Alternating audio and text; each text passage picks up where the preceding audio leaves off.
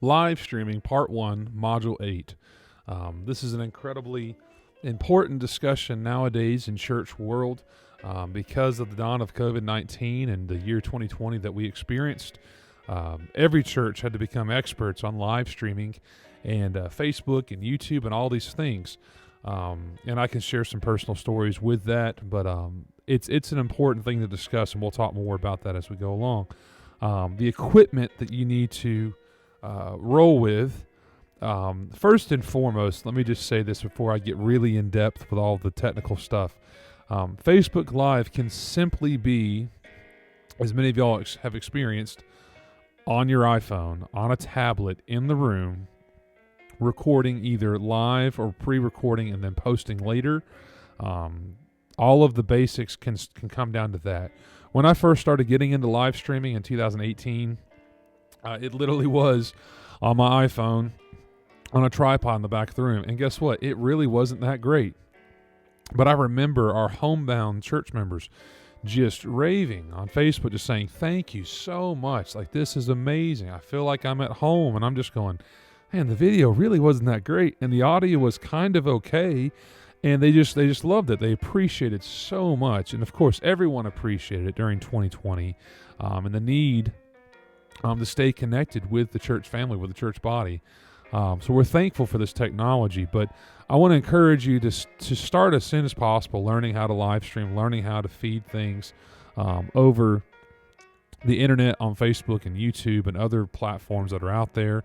But so you can start with something as simple as your phone. But moving into a more in-depth view of live streaming, you want to start with certain equipment, and one of those things would be a capture card or capture cards. That would be the interface, essentially, that takes your video feed and converts it over to a digital platform, USB typically, to your computer. Where it's there, and again, there are a lot of ways to go about this, and really large churches have some really high-end capacities to do this. But in its essence, a capture card coming out of a camera into this allows you to run a software. The audio interface does the same thing for the audio. You've got microphones, you've got a live mix coming out of the board into an audio interface. And that interface, mine, the one that I bought, again, pre-COVID, so I bought it when it was affordable, is a Behringer, I'm looking at it right now, UM2. It costs like $50. It's got two inputs. One is our ambient mic in the room, and one is the board mix, which is primarily for our preacher, so you can hear him clearly through the system. It sounds kind of echoey when he's preaching, but the music sounds great in the room with the ambient mic, the shotgun microphone on the back. But anyways, that interface allows us to do a little basic mix, and we have to have a nice mix on the board as well. But your streaming software, the one that I'm using right now to record this video, I'm streaming out of ProPresenter into this software, and I've got my microphone hooked up to my interface, actually, and I've got everything. So this is a screen recording of what Facebook Live would look like if I had this going live. I got it on record only, but I use Ecamm Live. There's a bunch of different softwares out there. OBS is the most standard one that people know.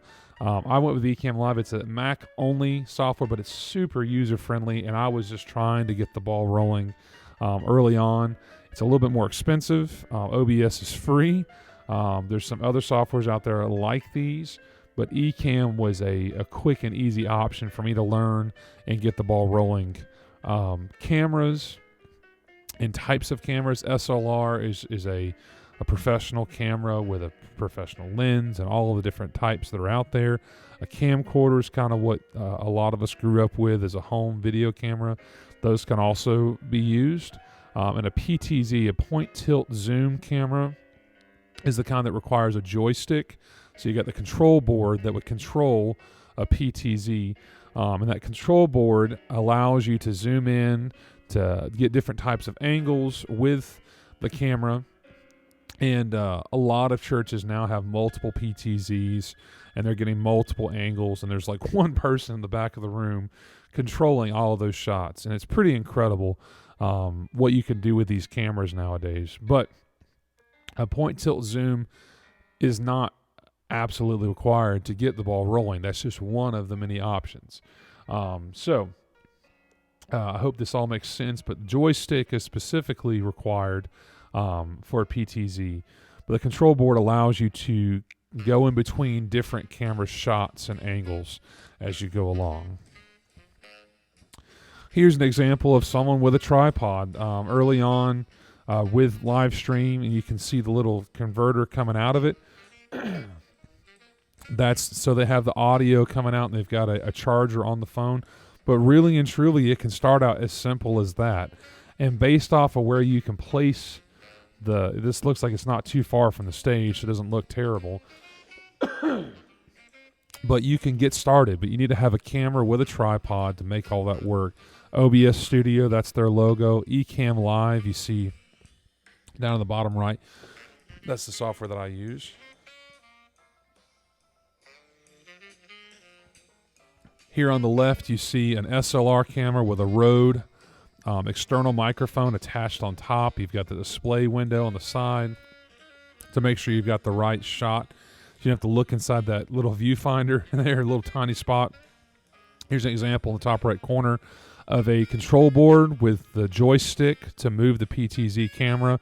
PTZ is in the bottom right there. It's able to point and tilt, pan different directions. And also to zoom in with an optical lens there. Here's an example of a software. This is Ecamm that I use on a regular basis. This is very popular amongst YouTubers and live streamers because it has a lot of live options. And again, it's very user-friendly compared to many of the softwares out there. Again, just figure out which software you can afford and which one works best for you. But this is just an example of what that looks like. Here's an example of another software, actually, out there that I saw.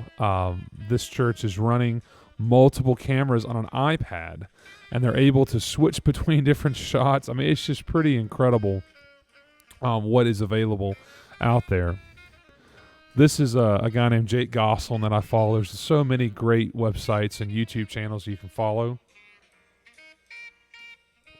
But he's showing an example here of Flow. See, vMix, that's another software that's out there.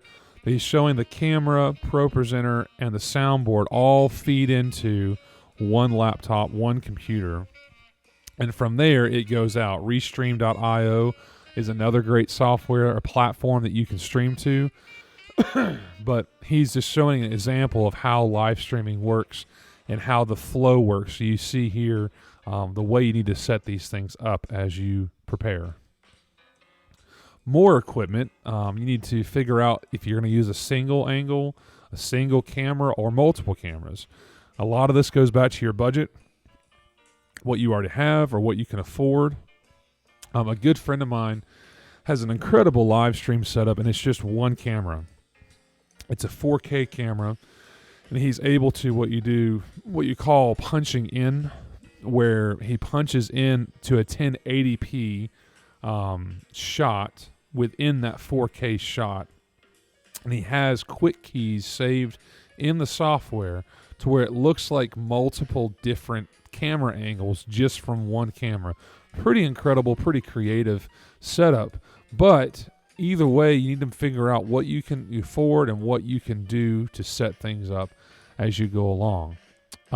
Video shoot similarities. So there's a lot of similarities to the things we discussed in module 5 on how to shoot a church video. When it comes to placement of your camera, when it comes to the angles, when it comes to composition, when it comes to lighting, all of that. So I will say this, the person monitoring the audio needs to be the sound guy. Out of our laptop running Facebook Live, running YouTube Live, they've got a monitor that's mirrored imaged of what we see on the laptop. So they are able to adjust the overall volume and the mix within the software. And if people start commenting on Facebook, hey, we can't hear, hey, something's going on, he can quickly respond and try to fix it before I start getting text messages saying, hey, what's going on with live stream? They're able to monitor things quicker and faster, and especially for the audio. The audio mixing is really important. Coming out of the board, you want to have a separate auxiliary send to go to your sound interface, your audio interface. And then you've also, like for our setup, we've got an ambient mic that also picks up the room in the sanctuary.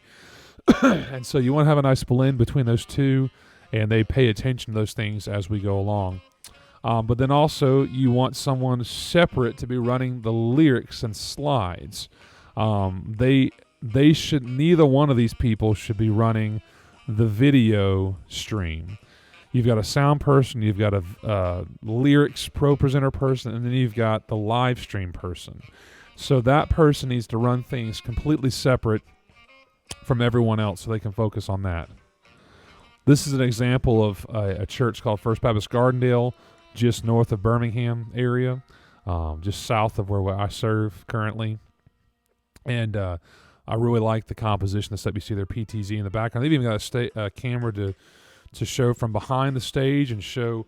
It's a really large church, but they've got a great setup to see. But it's really nice the way they have the lyrics on the screen so you can follow along while watching the video live. Here's my setup. This is similar.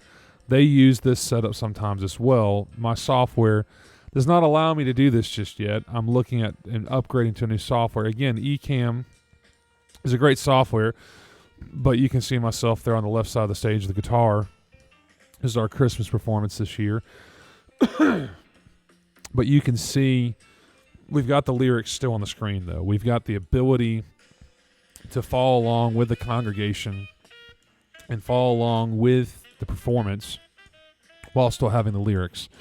But this is more of an ideal setup, but this works. I've even seen in the year 2020 a live stream that was going. They had a TV on stage right beside the band, the worship leader, so you could see the band and you read the screen, and the screen went along with the lyrics, and that was one way of leading worship in a pandemic. It really is all about creativity. Now, granted, back in that time, there was nobody in the room except for the worship band and maybe somebody running the computer. But these are the essential needs for a live stream. More equipment. Yeah, we already spoke about that.